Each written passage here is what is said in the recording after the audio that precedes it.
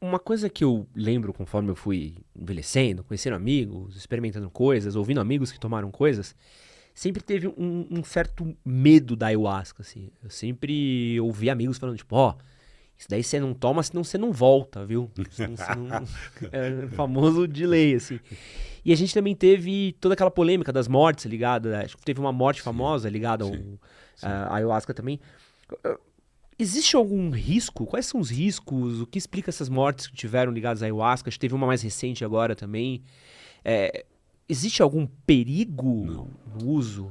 Então, o bom é que isso tudo já está bem estudado, bem testado. Não existe dose letal, não existe overdose. O que existe e existiu, por exemplo, num caso famoso do Glauco, que foi assassinado junto com seu filho, é que tinha lá um garoto que fazia parte do grupo, né, um rapaz, e que ele tinha uma esquizofrenia de base. E aquilo já fazia até 6 meses que ele não fazia uso da bebida. E ele, dentro de um surto, foi lá, e um surto esquizofrênico, foi lá e matou o Glauco e o filho dele. Então, é claro, naquela época ainda não tinha a legalização, não tinha as autorizações, a imprensa ligou isso ao chá. Mas, de fato, não tinha uma ligação direta.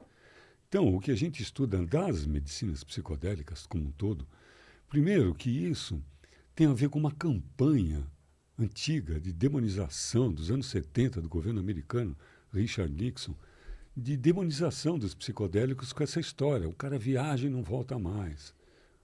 Muito pelo contrário, como eu disse, hoje é uma coisa de ponta no estudo, né, da saúde mental.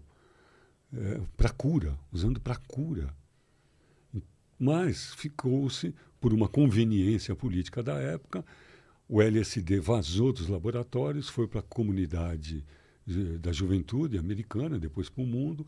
Começou-se um movimento de contracultura que tinha na sua essência um movimento de consciência, que chegou para o governo americano, deu de dedo para o Richard Nixon e disse: não vamos para a guerra porra nenhuma, faça amor, não faça guerra. Começou o movimento de contracultura, do amor livre, bem ou mal, foi uma grande evolução na saúde mental da sexualidade, principalmente feminina. O direito ao orgasmo veio com o amor livre, se deu certo ou não é outra história, mas foi um movimento oriundo do uso de psicodélicos que abriu a consciência, mudou a história da sexualidade humana com os hippies. Mas isso veio de encontro com o poder americano, da guerra, a crítica da guerra. Vamos proibir isso tudo aí, vamos criar uma campanha de demonização e proibir as pesquisas. Os grandes papas, cientistas de Harvard, das grandes universidades que estudavam isso, foram demitidos das suas, das suas carreiras, foram mandados embora. E as pesquisas foram suspensas.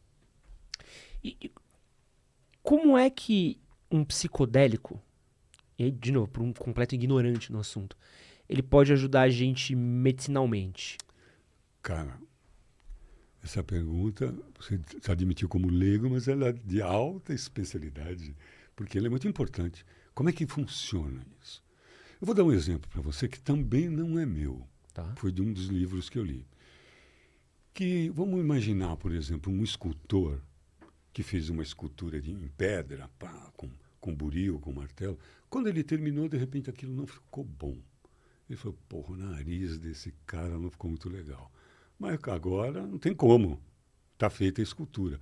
Mas nos seus delírios ele pensou assim: já pensou se a gente jogasse um líquido em cima dessa pedra e eu pudesse moldar essa escultura de novo? Bingo! Esse líquido é a medicina psicodélica.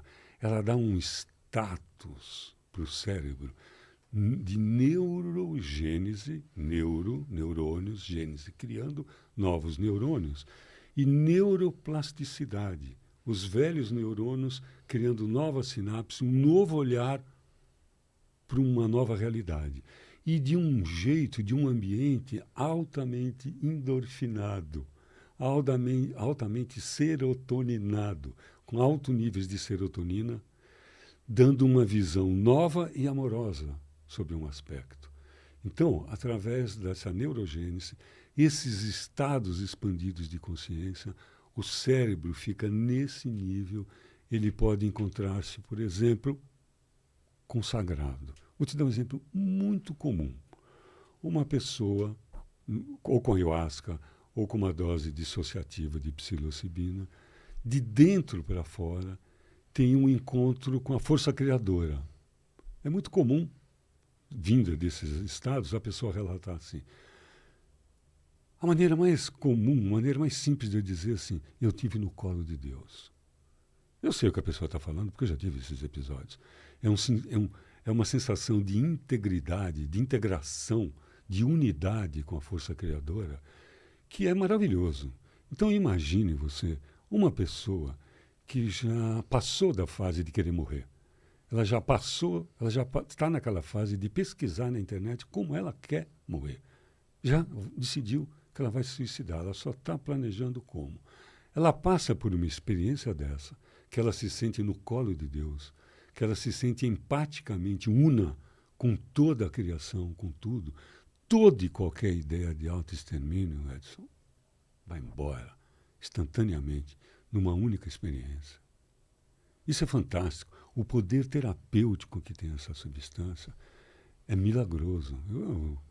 Parece um exagero usar esse adjetivo, mas porque ele pode acontecer isso. E não é milagroso porque a gente entende como é que o cérebro funciona nesses momentos. Isso que você acabou de assistir foi um corte do nosso podcast com Wilson Gonzaga. Para assistir o episódio completo, clica aqui do lado, vou deixar um outro corte que você vai gostar e aproveita para se inscrever no canal. Valeu!